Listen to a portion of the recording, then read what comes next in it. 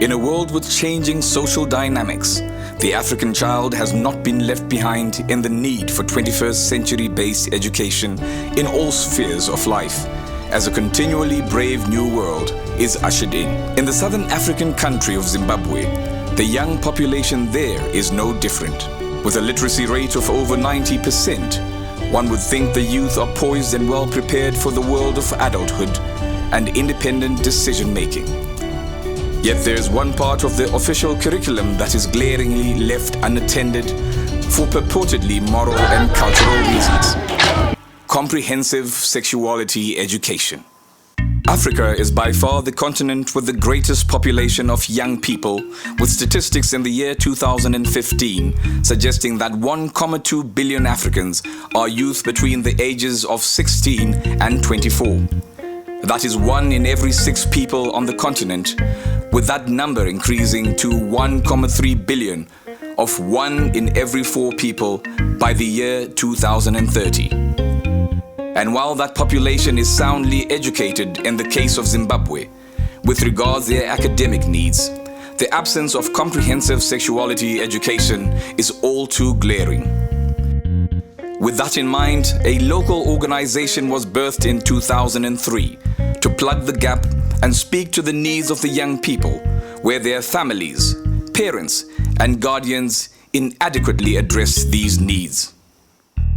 A significant population of adult Zimbabweans present with conservative views on the sex and sexuality subject, both in the home space and school arena. More so, in just before the turn of the millennium, when HIV and AIDS, at its absolute raving peak, forced organizations and government to bring sex-related themes into the family home during prime time in order to address issues such as condom use to prevent the spread of HIV. The world marked its 4th AIDS Day, which is today, by trying to focus the minds of millions of people across the world on the threat posed by the killer disease. Some conservative Zimbabweans even waged campaigns to ensure that condom adverts would not be flighted during prime time to pander to their unease. And yet the reality and uncomfortable flame of HIV and AIDS torched the brittle fragility of conservatism and prevailed. And even in pop culture, the message was there to be heard loud and clear. This is called AIDS. This is, we should prevent them. Condom. Chandisa condom. That's it.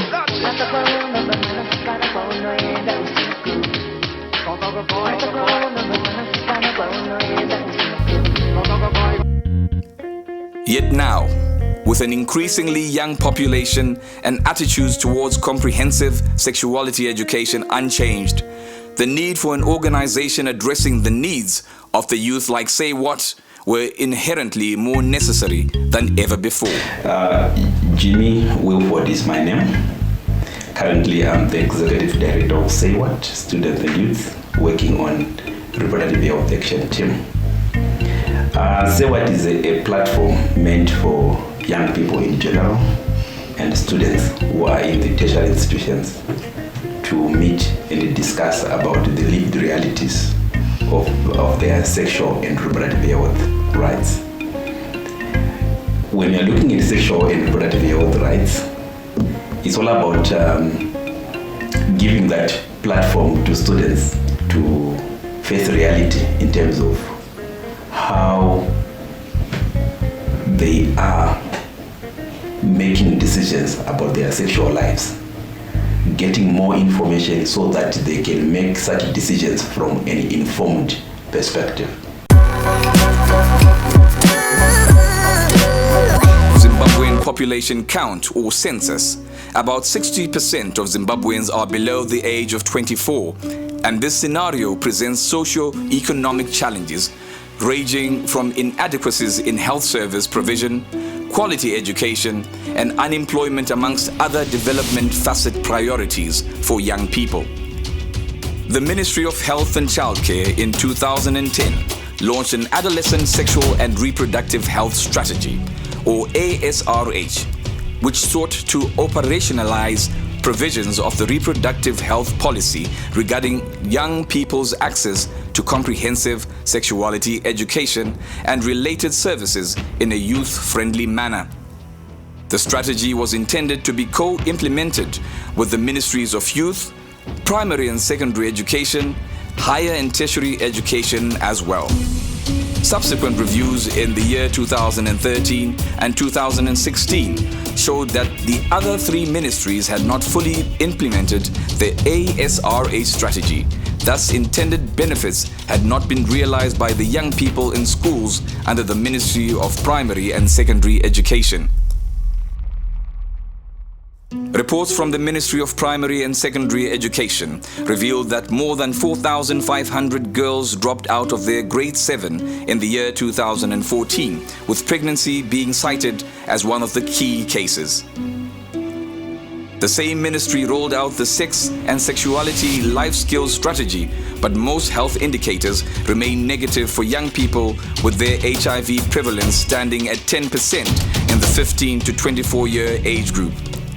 The Zimbabwe Demographic Health Survey of 2015 and 2016 has showed a general decline of HIV incidence, mortality and morbidity in the reproductive age of 15 to 45 years. However, such has not been enjoyed by young people, who still have more than 50% of the new infections. These are high rates of poor adherence to antiretroviral treatment or ART in a higher HIV mortality rate. Explaining the statistics, SayWhat has argued throughout its programming that the dosage and comprehensiveness of sexuality information education is inadequate across all groups of young people. Hence, they are incapacitated to make safe choices to prevent or manage sexual and reproductive health vulnerabilities.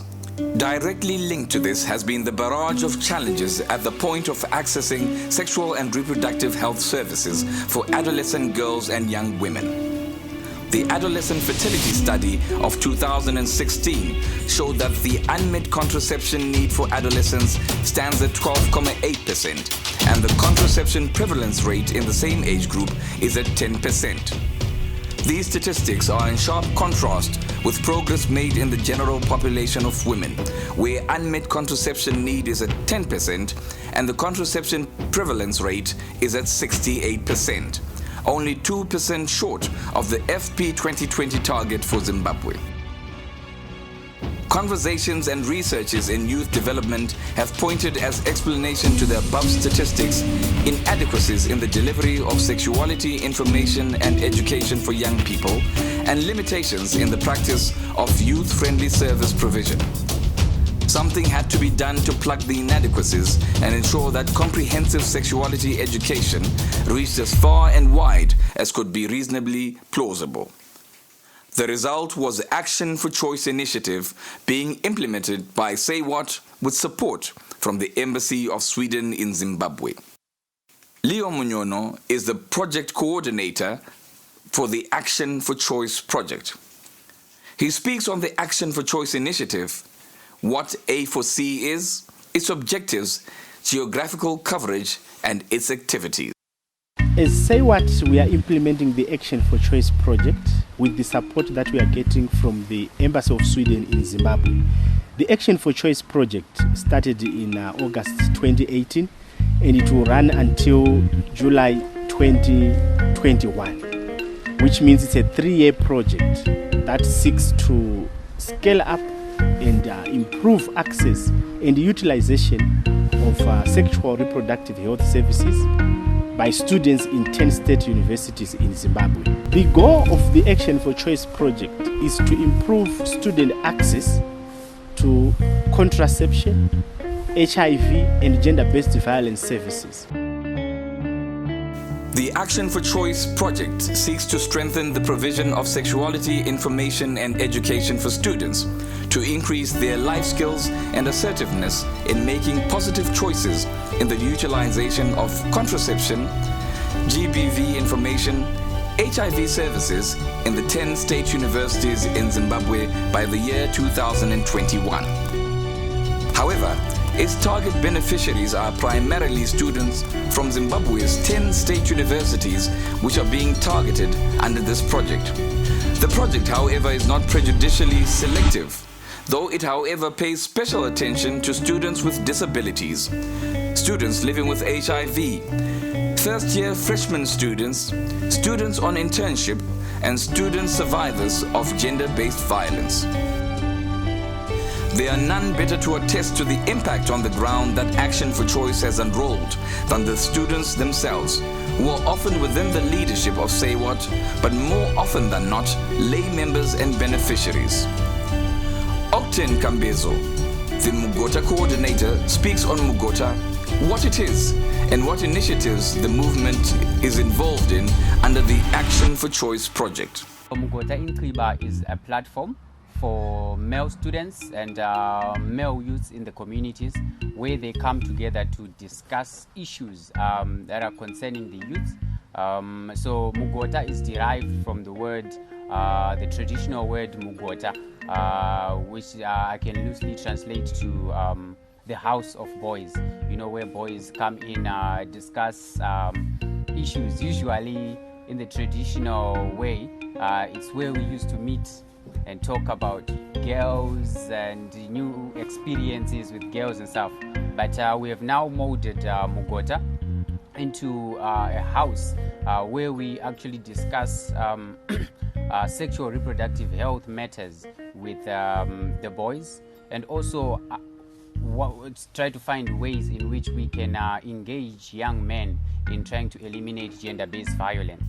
Adrian Magaramombe elaborates on the Mugota initiatives and how he has been involved in Mugota at the Bindura University for Science Education, and how Mugota has helped him to make positive and informed choices on his sexual and reproductive health rights. It has come at a time where I needed it the most, because I will not lie, the initiatives that I've learned from Mugota alone have helped me develop in my SRHR issues, because you know, as guys, we've got myths that we tell each other, and we tell each other this is the way to do it, this is the way to do it. And in some ways, we end up developing a very toxic masculinity that ends up degrading us and reducing us as societal members.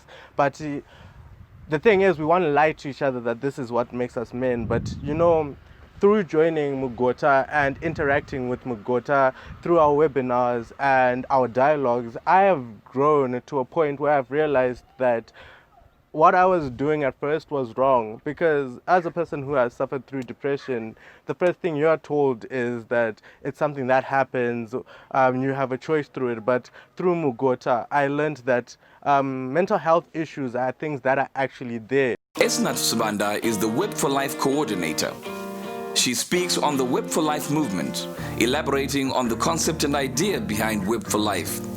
How has Web for Life contributed to female students making informed and positive choices on their sexual and reproductive health in tertiary institutions? And the network was to fill in the gap that was noted, whereby young women specifically lacked the platform or the conducive platform to fully express themselves and to actively advance their sexual reproductive health and rights. So the need led to the formulation or the creation of the platform that allows them to express themselves, to advance and to protect the rights that has to do with their sexual reproductive health at college or at campus environment. The network has contributed a lot in terms of achieving the goals of A4C, because besides being a safe space for young people, it has also allowed young people to access accurate information on sexual reproductive health and to also share their experiences from where they come from, their experiences in life in terms of how they were raised and how that impact on the choices that they make. Munashe Maka speaks on Web for Life and how the movement has impacted on her assertiveness as a female student. My experience with Web for Life started when I was in part 1. As an engineering student, you'd find that issues to do with your sexual and reproductive health rights are usually attributed to the humanities. So it was not something I was very much exposed to. I was not very much willing to be talking about. But through Web for Life, I got to understand that sometimes you need to know yourself in order to know how to behave, in order to know what to do when you're in society. Whether you're an engineer, whether you're a doctor, whether whatever degree program you are doing, being somewhere or in spaces where people are talking about their sexual reproductive health rights is a human right. Because even if you finish your degree, you're going to be married, you need to know how to protect yourself. You need to know how to indulge in safe sexual activities. While every university implementing the Action for Choice project and therefore province across Zimbabwe was equipped with a resource center and safe zone with support from the Embassy of Sweden in Zimbabwe, the Lupane State University infrastructure is particularly intriguing as it reflects the ambience of one of the nation's youngest universities, which itself is still in its birthing stages, much like the concept of the resource center and safe zone. Dean Ncube of the Lupane State University, Dean of Students, speaks on the need of a safe zone and resource center at LSU. He also responds to the key question that since A4C project inception, what has been his major role and contribution to the students' access to sexual reproductive health and rights at his institution. The Action for Choice program has assisted our students in relation to the awareness of sexual and reproductive health issues, and we think that our students have benefited a lot from the program. Students have learnt to awareness, and we think that the awareness will assist them to protect them against abuse, and also to protect the others against whatever activities they can do. My major role has been to coordinate the student activities, and this is how we have done it. At the forefront has been our peer educators, who have been coordinated by the counselor and also the nurse. Through these programs, the students have learned to be counselors to other students. While Dean Ncube rates the Resource Center and Safe Zone highly, those who have literally been served and saved by it have a first-hand account of how it touches lives, educates and empowers students to make informed life choices as they navigate the minefield that is young adult life in a university setting. Thandeka Sibanda is a student at Lupane State University who was trained as a Web for Life peer educator. She speaks out on her thoughts on the idea of creating safe zones for female students in tertiary institutions. I think creating safe zones for female students in tertiary institutions was a noble idea, because if you notice in tertiary institutions, right, many females from different backgrounds come there. Some are from rich backgrounds, poor backgrounds. Some are from those culturally rich families where there are aunties who give them advices, and some they come from child-headed homes.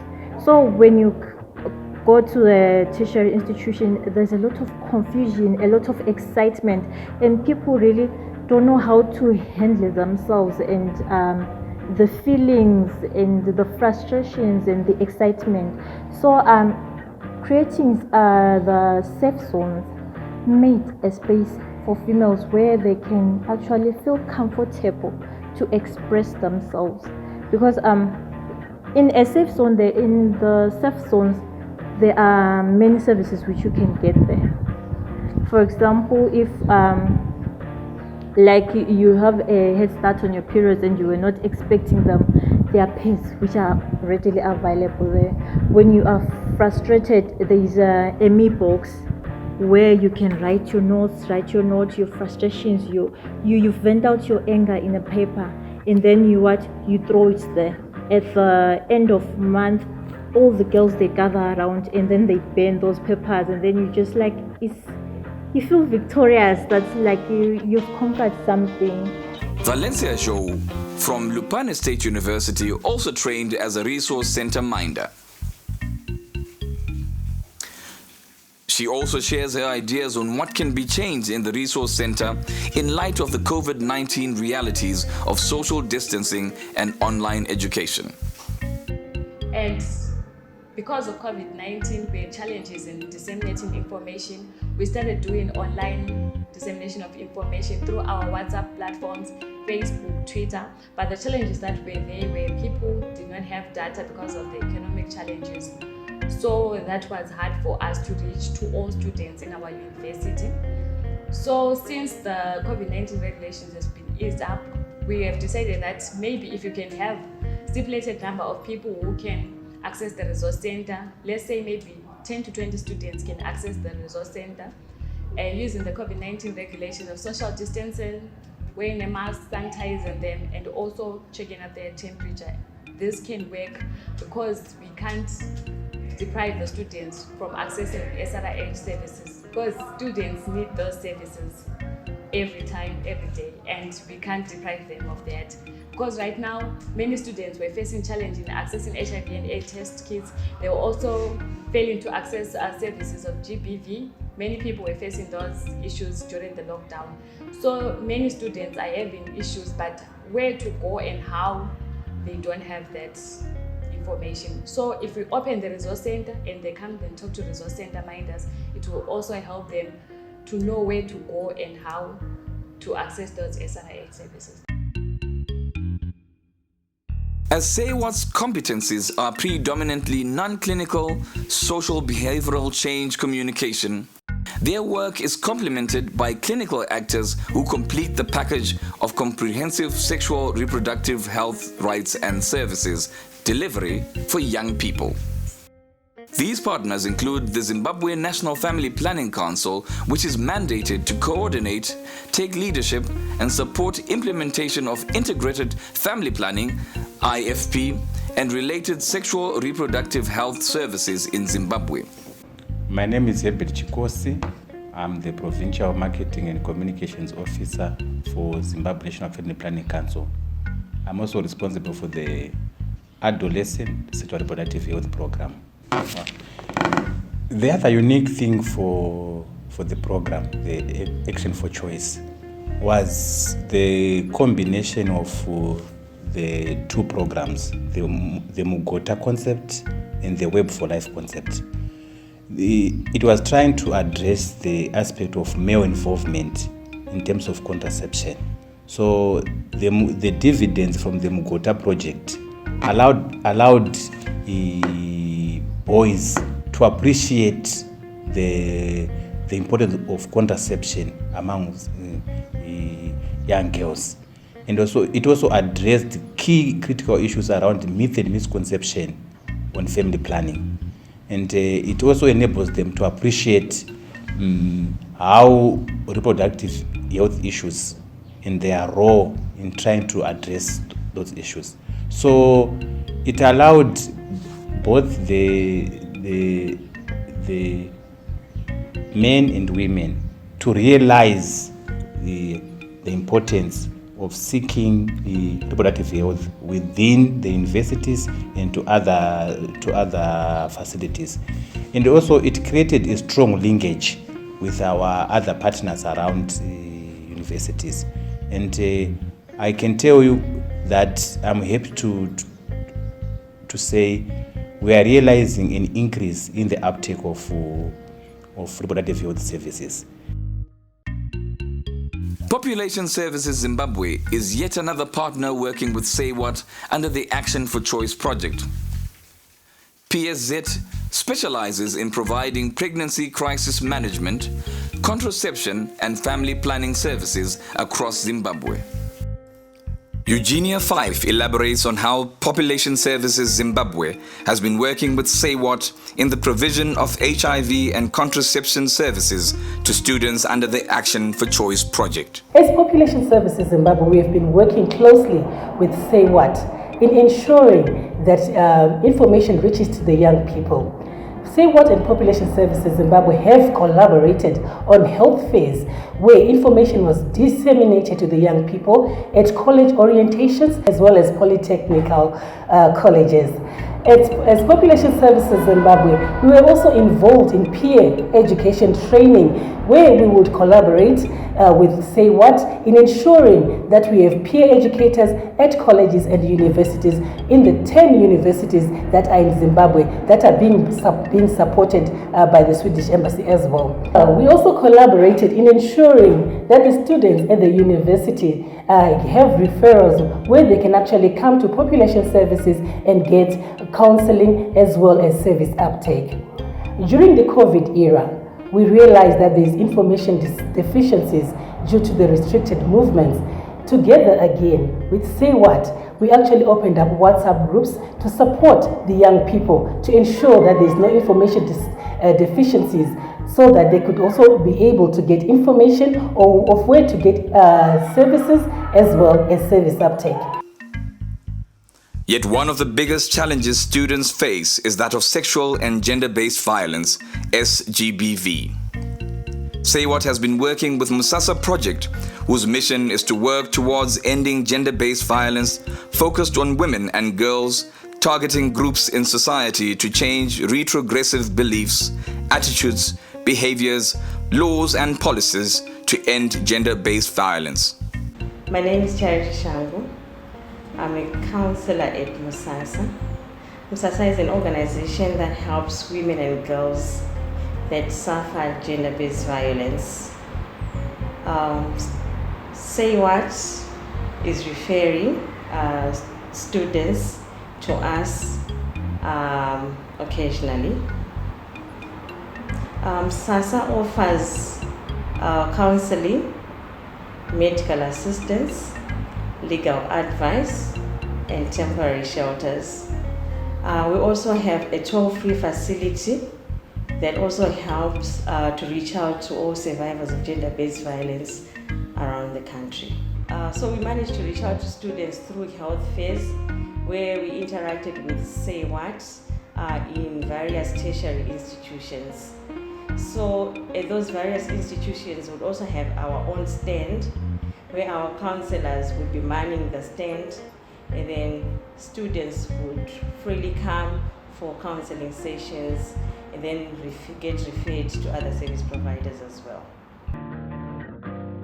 HIV and AIDS, access to choice in contraceptives and birth control, as well as gender-based violence is a problem that rears its ugly head in Zimbabwean society, as with many African countries in a patriarchal setting. And yet without symbiosis between the students, SayWhat's initiatives and the core administrative infrastructure of universities, the efforts could come to naught. The strong relationship between SayWhat and their Action for Choice program and the deans of students across the nation ensures a sterling and winning combination. And in the ecosystem of addressing the core comprehensive sexual and reproductive health and rights education of students and adolescents through the Action for Choice project, the gains are palpable as everyone in the structure is catered for.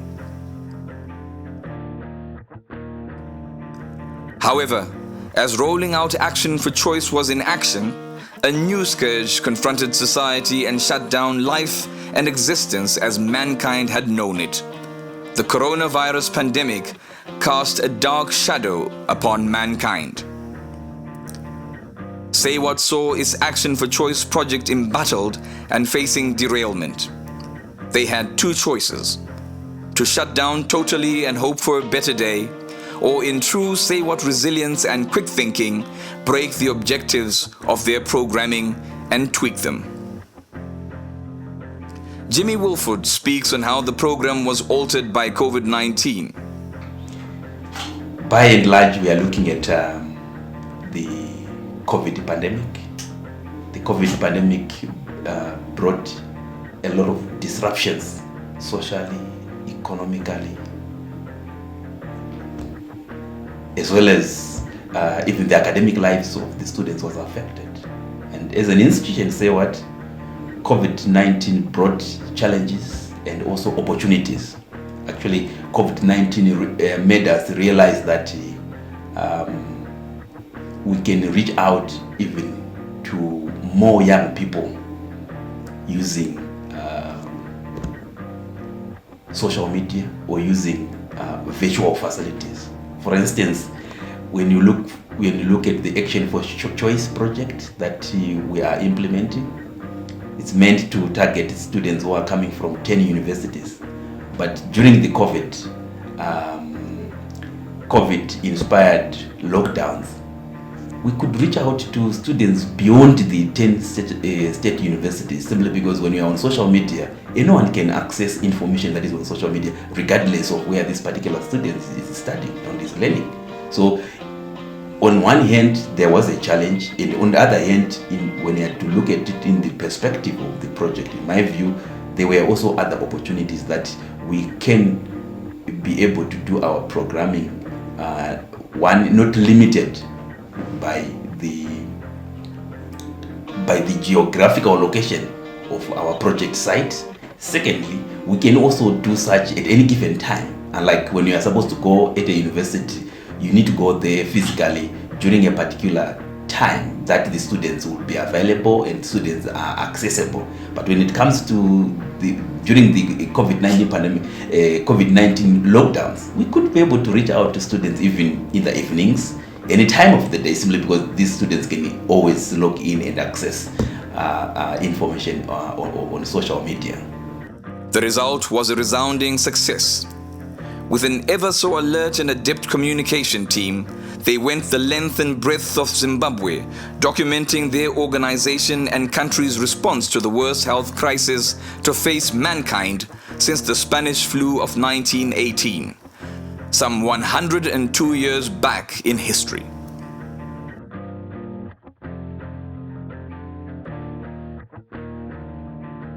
Under the Action for Choice project, we've managed to develop the Smart Choice mobile application, which is an application where students can access information on sexual and reproductive health. As it is titled Smart Choice, its main aim is to avail all the necessary information on SRH issues to students so they could make smart choices. The application carries information on STIs and HIV, sexual harassment, contraception, and nearest clinics, amongst others. Recently, information on COVID-19 has been added to the application so students could access accurate information about the pandemic. Once downloaded, the application works offline, hence making it affordable for the students to benefit from the information they get from the application. After the government announced the lockdown, it also dawned to us that we had to adopt ways of continuing with our programming, which used to be both physical and online, to fully online. The response to our online programming has been overwhelming. Students have really been participating. However, online programming has also come with its own challenges. For instance, lack of data bundles among students and poor network connectivity from wherever they will be. To add on to the already existing platforms, which are Facebook, Twitter, WhatsApp, in June this year, we managed to establish a call center where students can call and get assisted on a variety of SRH issues. The call center has even become more relevant during the COVID-19 era, since this period has brought with it quite a number of challenges that would need counseling. And yet all this hard work, energy and tireless dedication to the cause would not have come to fruition had there not been assistance from administrative and funding partners of note. The government of Zimbabwe, through relevant ministries, has always been one of the key conduit that SayWhat uses to reach its target population. The funding from the Swedish Embassy in Zimbabwe, in all things that address especially didactic initiatives, was central to the achievement and continued success of SayWhat's Action for Choice project, as well as other programs related to comprehensive sexuality education. With that in mind, and with COVID-19 limiting human interaction, Other programs that had been taken to online platforms like the Heartbeat Health and Development online program with a major online broadcast platform, as well as the National University's quiz competition and other online initiatives continued to bear fruit and grow. And when all is said and done, the program has achieved a lot of desired results, and while it may be wrapped up, many of its initiatives such as the call center, resources centers, and safe zones shall continue to outlive the program's running period. They shall be bequeathed to the universities and other stakeholders who shall ensure longevity of some very important initiatives. And perhaps in the darkness of gender-based violence, one of the lasting legacies of the project shall be the mindset shift that has roped in the male students to be active remedies to gender-based violence, bringing them in as part of the solution and not just the problem. As a body, we have been working tirelessly. The road hasn't been easy. We faced one or two challenges. In trying to address these situations, people have a tendency to say, I don't talk about sex because it might be number one. We faced some of those challenges whereby the students saying, no, we don't want to hear your messages. Like in our weekly talk shows, where students come to say, why are you talking about this? You should be discussing about 1, 2, 3, and not talking about sex to students. So you should not do sex. But yet, this is the reality. This is what's on the ground. Whether we like it or not, whether we say it or not, it is what it is. Action and choice.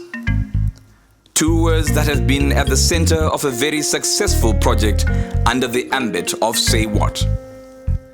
While the funding may be for a certain period, the fight against the scourges it seeks to address are long-term.